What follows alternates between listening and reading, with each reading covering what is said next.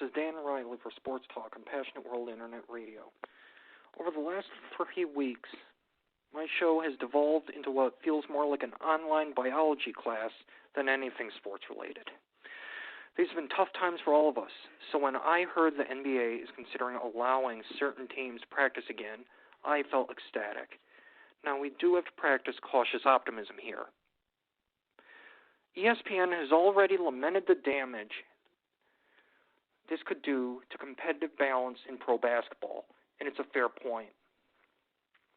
In states like Michigan, an executive order still exists and restricts if you can go to work and where you can go leaving the house. The Pistons facility likely won't open until May 15th, and it's similar in other states. Sloppy basketball is a risk the league will have to face, absolutely. Look, it's much easier to practice than in hockey or football, true, but guys still won't really be back in the swing of things right away. We may even see guys pulling hamstrings coming back. I don't know.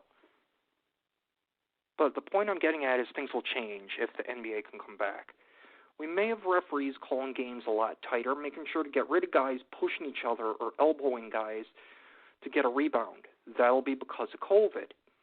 Guys may spread the virus trash-talking a guy an inch from his nose, so we'll see guys get a technical foul a lot more often for that stuff than before this COVID stuff broke out. Officials may be wearing masks. You get the idea. Point being, if the NBA can return, it'll be an extremely germophobic league, and it'll affect games in ways Michael Jordan never could. It's just a different world right now. We all want to believe the NBA operates in a vacuum. It doesn't. Don't get me wrong, some basketball is better than none, but even then, maybe this is a pipe dream. But let's just be optimistic for a second, though. This podcast is about basketball. My point is that the days of that hack-a-shack stuff are gone once the NBA hits the court again. We may have games with no fans, the works. It'll be eerie, but basketball. Competitive sports brings people together in hard times. They're games. For measly 4 quarters of basketball or football or 9 innings of baseball, nothing else seems to matter than the game. That's why I hope professional basketball can start up again soon. And I don't even watch much basketball. We may have guys wearing masks, fine. We may see no fans and have teams playing no man-to-man on defense for fear of spreading the virus. But if that's the best we can get, fine. The NBA survived the Great Depression. It survived the turbulent 1960s, and it was there for us in the Great Recession 10 years ago, just like other sports were. It's reason to cheer, basketball fan or not, if we can see basketball. Yes, if being the operative word, I understand that.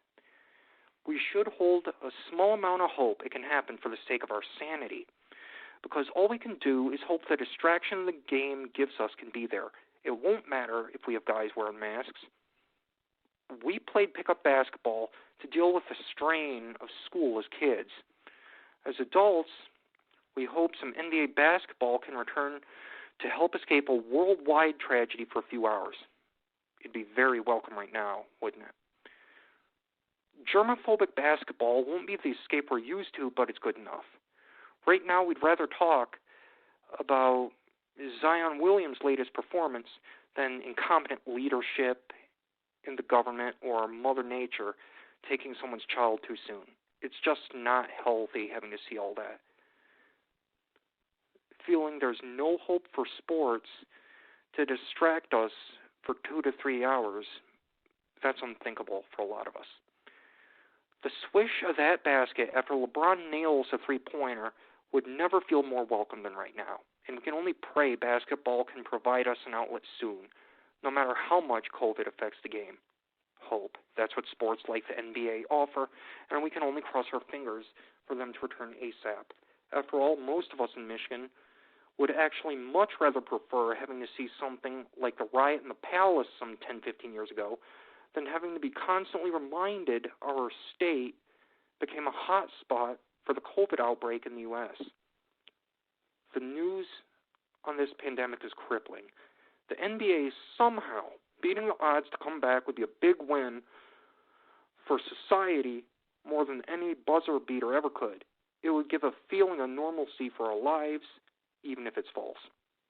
But we can't be sure, so we cross our fingers. When this pandemic is over, I'll never take any sport for granted again. Something as trivial as a basketball game suddenly feels like a watershed moment when you face the reality of a global disaster like this. Says something, doesn't it? We all played pickup basketball as kids, imagining we sank that half-court shot to win the Final Four NBA title. It gave us hope for brighter days after a long week. And a welcome one, frankly. Now we can only hope against all odds the NBA can return to provide us an escape from much more tragic problems as grown men and women right now. The loss of loved ones, our jobs, and isolation have left us feeling broken, like there's nowhere to turn. As sports fans, in hellish times that all of us, lovers of sport or not, want over with.